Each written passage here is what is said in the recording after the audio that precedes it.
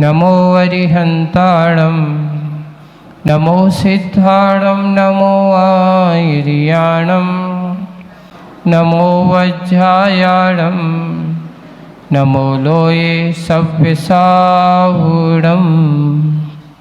बोलो शासनिक भगवान महावीर स्वामी की। मूल नायक देवादिदेव 1008 श्री शंभुनाथ भगवान की। आचार्य गुरुदेव श्री विद्यासागर जी महाराज की।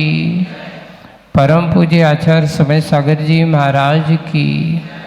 अहिंसा परमो धर्म की। बोले मुनि 108 अजीत सागर जी महाराज की जय। बोले मुनि संघ की जय।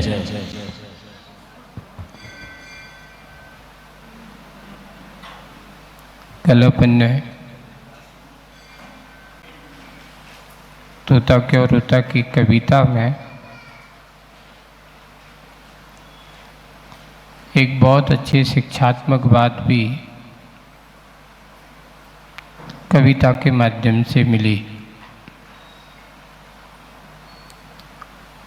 वो बात थी माया का राग रंग से संबंध है। माया का राग और रंग से संबंध है और एक मात्र काया जो है उसका हमेशा त्याग संग है। दो तरह से सोचने की जरूरत है कि ये शरीर कभी किसी का साथ नहीं हुआ, इसलिए हमेशा त्याग स्वभाव वाला है। इसको एक त्यक्त भी कहा जाता है। जो हमेशा छूटने वाला हो उसको त्यक्त भी कहते हैं। और दूसरा, शरीर में आप कुछ भी ग्रहण करो वो कोई स्थायी नहीं रखता। छोड़ने वाला ग्रहण करता है। हमारे शरीर की बात करना है, अभी भगवान के शरीर की बात मत करना, क्योंकि महापुरुषों का जो शरीर होता है वे भोजन करते लेकिन कभी आहार उनका निहार नहीं होता। महापुरुषों के लिए ऐसा कहा गया है। आज वह शरीर की बात है तो काया जो हमेशा त्याग वाली है। और दूसरा संदेश आचार्य जी ने जो दिया है अपन को कि मनुष्य को या मनुष्य की देह को प्राप्त किया है तो इसको त्याग के कार्य में लगा लो, माया के कार्य में मत लगाओ। संसार की मोह माया में अटके रहोगे तो तुम हमेशा भटकते ही रहोगे। और संसार की मोह माया से ऊपर उठकर के अपने त्याग के मार्ग पर चलोगे तो आपको अपनी इस काया का सार समझ में आएगा। कभी कभार कुछ लोग सोचते हैं कि क्या करूं, त्याग का मार्ग अपनाऊं कि संसार की माया का मार्ग अपनाऊं, कौन से मार्ग पर जाऊं। एक बार एक बहुत अच्छा प्रसंग पढ़ा। एक व्यक्ति है जो निर्णय नहीं कर पा रहा है कि मैं मुनि बनूं कि गृहस्थ बनूं, क्या करूं, कहाँ जाऊं।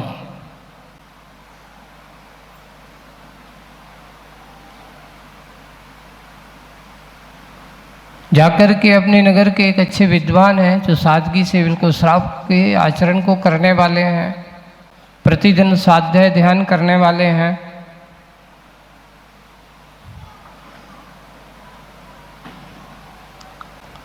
अब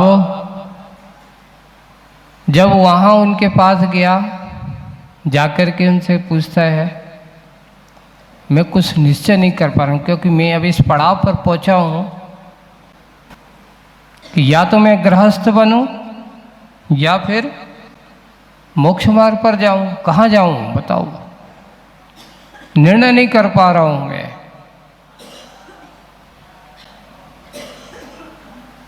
तो वो उन व्यक्ति महाशय के पास, उन विद्वान महोदय के पास पहुँचे, बोले कि पंडित जी आप ही मेरा निर्णय करो, मैं कौन सा मार्ग अपनाऊं, मैं मुनि मार्ग पर जाऊं कि गृहस्थ मार्ग पर जाऊं, निर्णय नहीं कर पा रहा हूं। तो पंडित जी विद्वान थे और नगर में एक मुनिराज का चतुर्मास हो रहा था, समता भावी, अच्छे धर्म ध्यान अपने आत्म ध्यान में रहने वाले ऐसे मुनिराज का चतुर्मास भी वहाँ हो रहा है। प्रतिदिन उनके पास जाकर के वे स्वाध्याय ध्यान उनके चरणों में बैठ कर के, देखो विद्वान होकर के जो अपने आचरणवान और आचरण की बात करता हो वही सही विद्वान होता है। मात्र ग्रंथों को पढ़ लेना, ग्रंथों को रट लेने का नाम विद्वान नहीं है। हमारे यहाँ आचार्य भगवान का ये कहा कि विद्वान, आचार्य श्री हमेशा कहते थे विद्वान वह है जो ज्ञान प्राप्त करके अपने आप को चारित्र के मार्ग पर लगा ले, वही सही विद्वान होता है। पर आज क्या हो गया है, विद्वानों की परिभाषा थोड़ी बदल गई है। क्या बदल गई? जो अच्छा बोलता हो वो विद्वान, आचरण के नाम से नहीं। कहने वाला अलग है और करने वाला अलग है। पर वो विद्वान जो था करने वाला, यानी आचरण की दृष्टि से भी वो था, मुनियों के चरण सन्निधि में बैठने वाला था और मुनियों के पास बैठ कर के उनके आचरण को भी यथावत, यथा योग्य जितना बन सकता है उतना वह करता था। तो उसने कहा कि बेटा एक काम करो, कल प्रातः काल मैं तुम्हें इसका समाधान दूंगा, आज नहीं। कब दूंगा मैं? तुम्हारा प्रश्न बड़ा थोड़ा कठिन है, समाधान दूंगा, लेकिन कल तुम्हें इसका समाधान मिलेगा और कल तुम यहाँ आ जाना और मैं साथ चलूंगा और तुम्हारे प्रश्न का समाधान दूंगा। दूसरे दिन वह बिल्कुल जो समय दिया था उस समय पर पहुंच गया और पहुंच करके उसने पूछा, पंडित जी हमारी जिज्ञासा का समाधान, कि मैं क्या करूं, मुनि बनूं कि गृहस्थ बनूं, क्या बनूं? तो उन्होंने कहा चलो। मंदिर के दर्शन किए और दर्शन करने के बाद वहीं पर विराजमान मुनिराज के पास उसको लेकर के गए और मुनिराज के पास बैठ कर के कुछ कहा नहीं, मुनिराज से चर्चा करना चालू कर दी।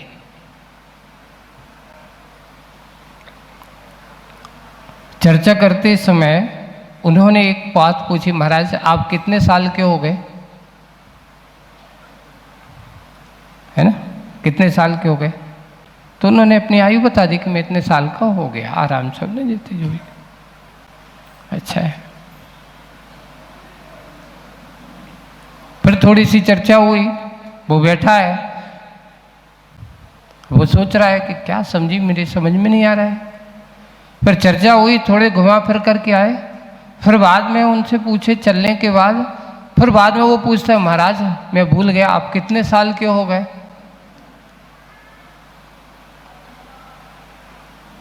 तो उन्होंने कहा, पुनः वो बात बता दी, थोड़ा और गैप हुआ, पुनः वही प्रश्न, आप कितने साल के?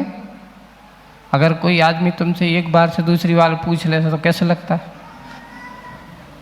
क्या होता है, कैसा मूर्ख कितनी बार पूछता है?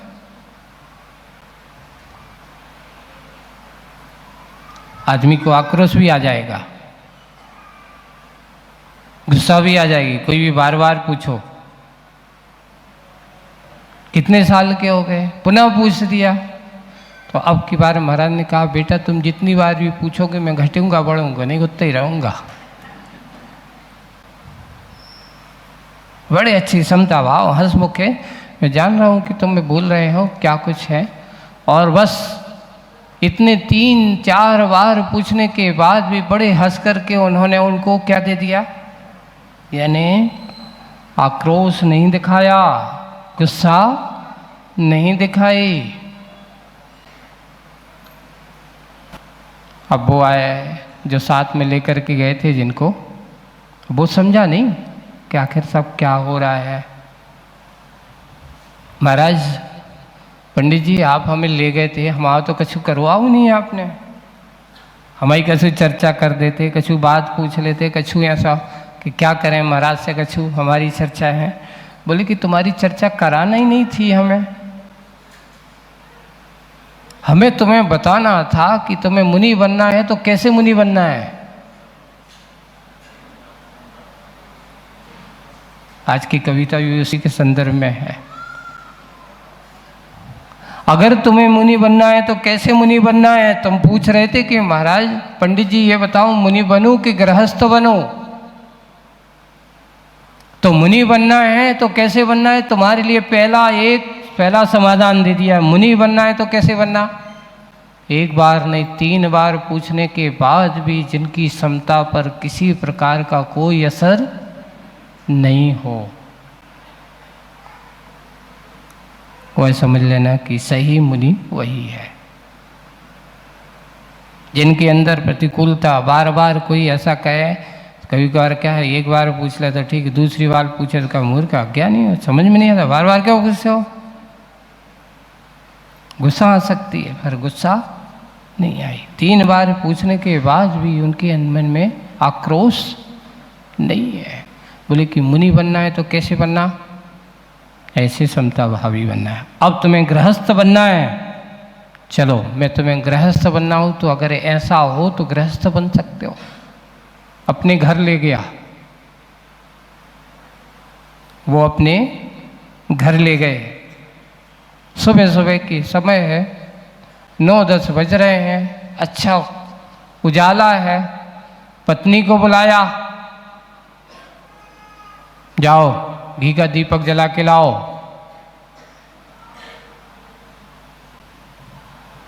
देखो सवाल का जवाब था, उन्होंने जवाब कुछ शब्दों से नहीं दिया, प्रैक्टिकल करके दिया है।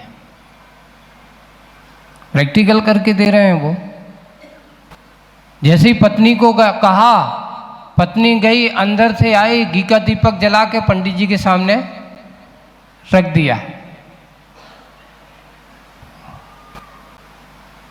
अब पंडित जी ये क्या है, बोले कि ये भी तुम्हारा जवाब है, ये भी तुम्हारा क्या है जवाब है। बोले कि कैसे, ये समझ में नहीं आया मेरे। बोले कि देखिए गृहस्थ बनना हो तो तुम्हारे लिए ऐसी आज्ञाकारिणी पत्नी मिल जाए तो तुम क्या बन जाओ, गृहस्थ बन जाना। ऐसा नहीं कि तुम कहो कि दीपक जला के लाओ तो वो पूछे काय को चाहने, किस लिए जाना है, इतनी तो लाइट है। सो जवाब नहीं पूछने वाले हो। जवाब का कोई काम नहीं है, क्यों चाहिए नहीं, ये होना चाहिए। जब वो उससे कहा कि ये दूसरे सवाल का जवाब था, पहले जवाब था कि मुनि बनूं तो कैसा बनूं, समता भावी, अगर ऐसा हो सकता है तो बन सकता है तो मुनि बन। और गृहस्थ बनना है तो अगर ऐसी आज्ञाकारिणी जैसी मेरी स्त्री को मैंने कहा, उसने ये नहीं पूछा पंडित जी काय के लिए चाहिए दिया, दीपक के लिए कहा, दीपक जलाकर रख गई, उसने हमसे प्रश्न नहीं पूछा। गृहस्थ जीवन में सबसे बड़ी लोगों को मैं कहता हूँ कि सुख अगर है तो उसमें लिखा है पहला सुख निरोगी काया। सुख की बात कही है, देखिए बहुत अच्छा सुनना इसको। पहला सुख निरोगी काया, दूजा सुख घर में हो माया, तीजा सुख कुलवंती नारी। तीजा सुख कुलवंती नारी, चौथा सुख आज्ञाकारी सुत। ये चार चीजें हैं कि कुलवंती शीलवान सज्जन नारी हो, ये सबसे बड़ा सुख माना जाता है। पुत्र है, संतान है, आज्ञाकारिणी हो, जैसा कहा जाए वैसा करने वाले हो। ये चार प्रकार के सुख अगर तुम्हारे संसार में हैं तो सबसे बड़ा सुख तुम्हारे पास है। अगर ये नहीं है तो पहला सुख सबसे बड़ी है। अगर आपका शरीर स्वस्थ नहीं है तो दुनिया की संपत्ति कोई काम की नहीं है। पहला सुख निरोगी काया सबसे बड़ा सुख है। हम बहुत सारी बीमारियों से ग्रसित हैं, सब कुछ है, धन संपत्ति है, पर उससे होने के बाद भी उसका आनंद उसे नहीं आता। घर में वो धन संपत्ति हो जाना, ये सारे के सारे जितना जितना हमारा पुण्य होता है, जितना जितना हमारा पुण्य का संचय होता है, ये सब चीज़ें उपलब्ध होती हैं, बिना पुण्य के नहीं मिलती, ये भी ध्यान रखना। तीसरा सुख कुलवंती नारी, इस प्रकार के आज्ञाकारिणी धर्म के मार्ग पर चलने वाला, धर्म के मार्ग पर सहयोगी बनने वाला, कंधे से कंधे मिला करके चलने वाला गृहस्थ मार्ग में अगर ऐसा हो तो समझ लेना उस घर में कितनी भी प्रतिकूलता हो, अगर दोनों अच्छे एक विचारधारा के तो बड़ी से बड़ी समस्याओं से जूझ सकते हैं, बड़ी से बड़ी समस्याओं का निदान निकाल सकते हैं। अगर हमारे परिवार में संगठन हो, हमारे परिवार में अगर एकता हो, एक विचारता हो, कितनी भी प्रतिकूलता, कितनी भी विषमता क्यों ना हो, उन विषमताओं से भी हम अपने आप को ऊपर, इसलिए सबसे बड़ा कार्य है हमारी पारिवारिक एकता। वो अगर है तो सबसे बड़ी उपलब्धि हमारे पास होती है।